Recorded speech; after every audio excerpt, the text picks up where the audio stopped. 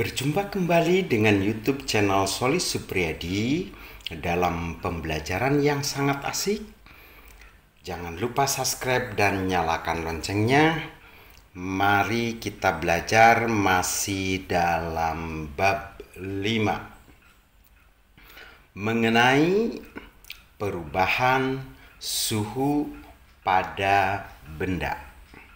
Nah, jadi ternyata benda yang ada di muka bumi ini suhunya bisa berubah-ubah sesuai dengan pemberian kalor atau pelepasan kalor. Itulah yang perlu kita ketahui di dalam pembelajaran saat ini. Kepada para pencinta YouTuber, mohon ditonton sampai tuntas, sampai habis. Berikan komen dan share kepada rekan-rekan untuk turut belajar ilmu pengetahuan alam sejak dini, supaya kita mencintai alam dan mampu memanfaatkan alam sesuai dengan kebutuhan dan mampu melestarikan alam bumi Indonesia.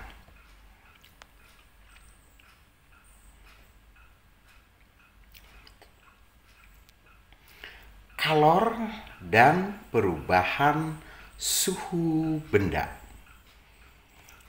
Kalor atau panas itu dapat merubah suhu suatu benda. Itu yang perlu kita pelajari saat ini.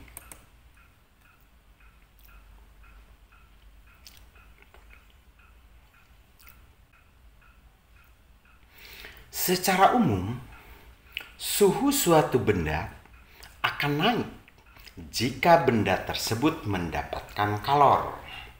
Sebaliknya, suhu benda akan turun jika kalor dilepaskan dari benda tersebut. Secara sederhana, seperti ini mungkin. Bila benda kita bakar, maka benda itu akan menjadi panas. Dan kalau benda itu kita diamkan tanpa pembakaran, maka benda itu suhunya akan turun atau akan dingin. Seperti itu ya. Selanjutnya, air panas jika dibiarkan, maka lama-kelamaan akan air tersebut mendingin. Gitu ya. Jadi sekali lagi, air panas jika dibiarkan, maka lama-kelamaan air tersebut akan mendingin, mendekati suhu ruang. Hal ini menunjukkan bahwa sebagian kalor itu akan dilepaskan oleh air ke lingkungan. Jadi kalau kita punya air panas dalam gelas, kita biarkan ya. Nah, lama-lama suhu air dalam gelas itu akan turun. Dan turun sampai pada titik yang sama dengan suhu ruang. Begitu ya. Jadi akan sama dengan suhu dalam ruang tersebut.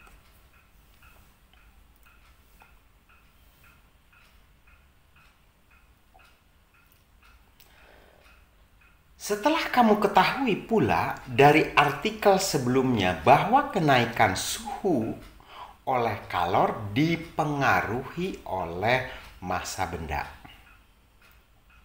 Artinya begini. Ya. Massa benda itu sangat mempengaruhi terhadap kenaikan atau penurunan suhu suatu benda.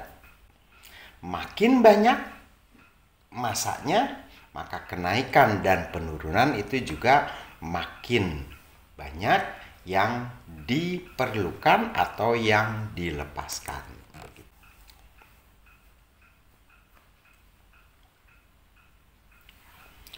Untuk menaikkan suhu yang sama, air dengan massa 200 gram memerlukan kalori yang lebih besar daripada air dengan massa 100 gram. Begitu ya. Kenapa? Nah, bahasa kitanya mungkin seperti ini. Kalau kita memanaskan air 1 gelas dengan memanaskan air 1 panci, maka kalori yang dibutuhkan itu berbeda. Ya, tidak akan sama. Begitu ya.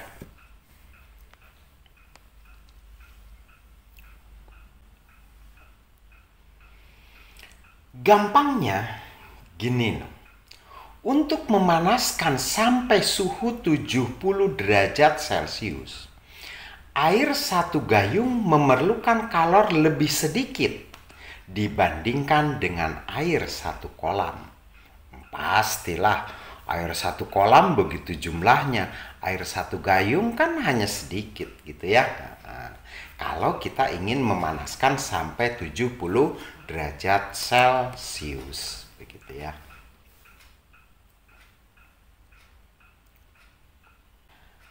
Nah, apa saja yang mempengaruhi kenaikan suhu?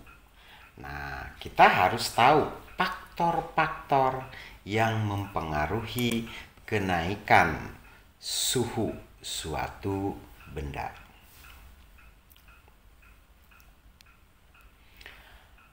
Apakah hanya jumlah kalori dan massa benda saja yang mempengaruhi kenaikan suhu? Jawabannya adalah tidak, ya. Nah, kalau jawabannya tidak berarti apa saja. Nah, gitu ya.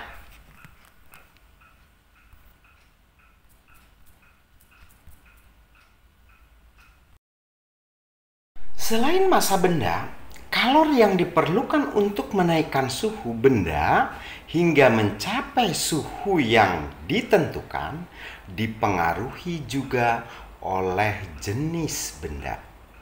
Nah, ternyata jenis-jenis benda juga mempengaruhi ya terhadap perubahan suhu suatu benda.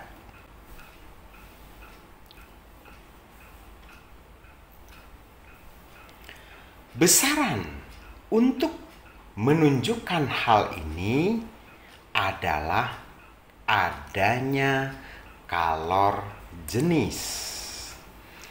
Apa itu kalor jenis? Gitu ya. Nah, kalor jenis itu adalah dari hasil penyelidikan, maka ya kita akan tampilkan tabel berikut menunjukkan kalor jenis beberapa bahan. Coba kamu amati dan teliti. Terlihat bahwa bahan-bahan yang berbeda memiliki kalor jenis yang berbeda pula, begitu ya. Nah, inilah kalor jenis suatu zat ya. Seperti kita ambil contoh, nama jenisnya adalah air, kalor jenisnya ya, kalor jenis zatnya adalah 4200 Joule per kilogram per derajat Celcius. Itu kalor jenis air yang nomor 1 ya. Kita lihat pada kalor jenis yang lainnya gitu ya.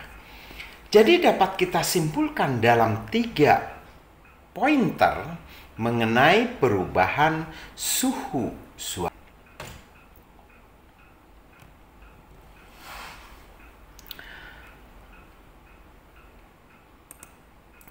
Kalor untuk menaikkan suhu suatu benda tergantung pada jenis benda tersebut. Jelas ya, tergantung pada jenis benda tersebut gitu ya.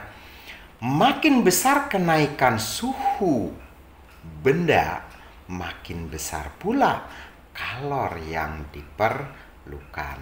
Ya jelas gitu ya. Jadi kenaikan suhunya makin naik, maka kalor juga yang diperlukan makin banyak. Begitu ya. Makin besar massa benda, makin besar pula kalori yang diperlukan untuk menaikkan suhu. Gitu ya. Jadi, makin banyak benda, makin banyak kalori yang diperlukan. Begitu ya. Maka dari itu, 3 pointer di atas jika dinyatakan dalam kalimat matematik, maka hasilnya adalah sebagai berikut.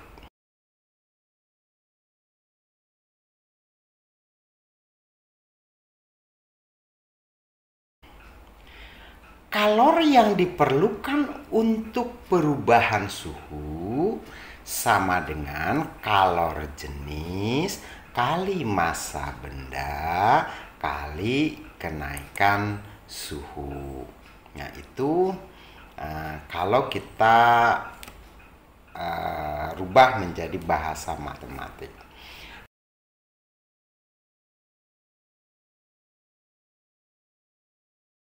Nah, kalimat di atas dapat ditulis dalam rumus.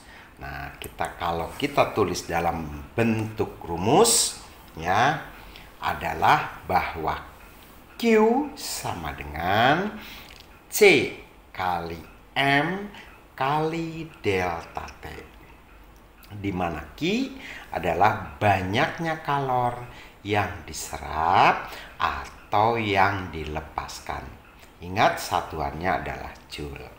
C adalah kalori jenis zat, satuannya joule kilogram derajat Celcius. M adalah massa zat, satuannya kilogram, dan delta T adalah perubahan suhu dengan satuan 0 dengan satuan derajat Celcius. Kita ambil contoh ya. Berapa kalori yang diperlukan untuk memanaskan 2 kg air yang suhunya 20 derajat Celcius menjadi 90 derajat Celcius jika kalori jenis air adalah 4200 Joule per kilogram per derajat Celcius. Maka cara penyelesaiannya adalah sebagai berikut. Nah, kita tulis dulu. Diketahui M sama dengan 2 kg ya. C-nya adalah kalori jenis, itu 4200, delta T dari 90 sampai 20, maka suhu yang digunakan adalah 70 derajat Celcius. Maka berapa Q-nya gitu ya. Nah, sehingga Q-nya adalah kalau kita menggunakan rumus bahwa Q sama dengan C kali M kali delta T, berarti 4200 kali 2 kali 70. Maka hasilnya adalah 588.000 Joule atau 588 kilojoule gitu ya. Nah, itu sebagai contoh. Nah, kira-kira sampai di sini mudah-mudahan apa yang saya sampaikan tadi bermanfaat untuk kalian dan bisa dipahami. Mudah-mudahan kalian lebih senang terhadap pelajaran IPA. Dan saya ingatkan kembali, mudah-mudahan dengan IPA yang kalian pelajari ini mendorong kalian untuk lebih mencintai pelajaran IPA, juga materi ajar yang lain. Dah, sampai di sini dulu. Yang mengunjungi jangan lupa subscribe dan like juga komen terhadap YouTube ini.